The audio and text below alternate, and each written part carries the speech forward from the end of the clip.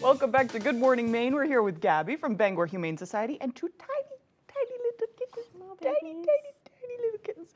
I wish we could mic this guy up. Oh, and they're, okay, fresh scar right there on the belly. Fresh surgery. So they've had neutered and spays already. Yes, they have. I didn't know you could do that at this small an age. Yes, they have to hit 2 months and 8 pounds to get spayed and neutered, and it is Maine state law, so we have to make sure that they're fixed before they leave our building, which seems so scary when they're small, but they're in really good hands with our veterinarians. You guys are so lucky. consistent and good. Yeah, so lucky. So who are these guys? This is Brooklyn and Bronx. This one is Brooklyn, she's the female, and Bronx is the male. Oh, I love those names. Yes, awesome. they're actually from New York. Okay. So there was some civilian who was driving from Ohio to Maine. He pulled off in New York for some gas and went on his way. Came to Maine at around 2 or 3 a.m.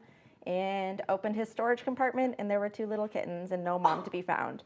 So obviously he couldn't drive them back to New York or Ohio or whichever stop he accumulated them on. We're assuming it was New York because he, just based on timing, we assumed that's where they were. So we named them Brooklyn and Bronx because they couldn't be reunited. What a good story. You came a long way and you don't even realize it, Oh Bubby. yeah, they were only little tiny beans, only a couple of days old, maybe 1 or 2 days old at most, but they were just little guys. Oh, wow, what a story you guys have. That'll be a good story for parties for whoever decides to snatch these guys up. And you're tired this morning. You've been bottle feeding. It's still kitten season. It absolutely is. These guys were bottle kittens themselves.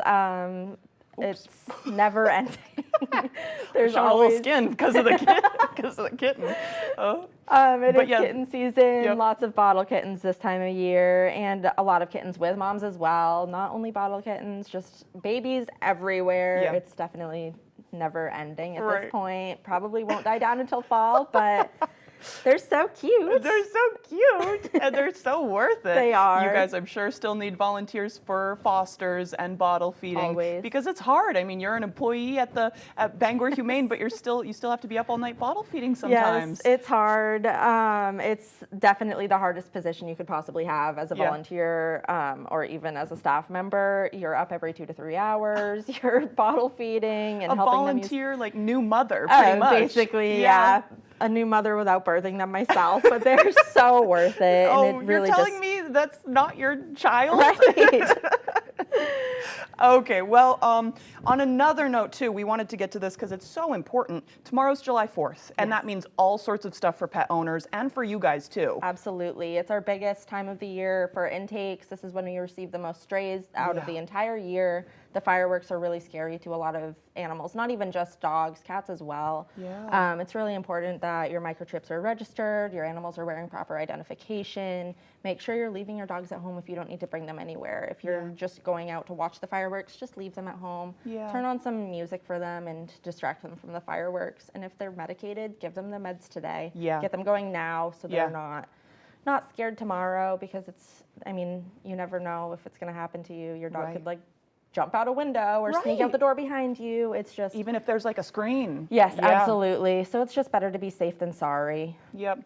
Yeah, that makes total sense. I read a heartbreaking post this morning. Somebody had to give up their dog, because of things that were out of their control, and they posted in a group saying, hey, this is my dog. If you adopted them from this shelter, this was my dog. He has a lot of problems with thunder.